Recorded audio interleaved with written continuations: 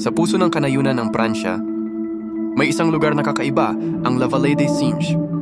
Dito malayang gumagalaw ang mga unggoy, malayo sa hawla, malapit sa kalikasan. Kasama ang pamilya at mga kaibigan, naglakbay kami upang masilayan ang kanilang mundo. Sa bawat hakbang, sinalubong kami ng malamig na hangin, halimuyak ng mga puno at masayang huni ng mga ibon. Nakita namin ang mga chimpanzee na nagtutulungan, mga lemur na masigla, at mga gorila na tahimik ngunit puno ng lalim. Wala kaming bakod na naghihiwalay, tanging respeto at pag-unawa. Sa bawat kilos at tingin nila, naramdaman namin ang koneksyon.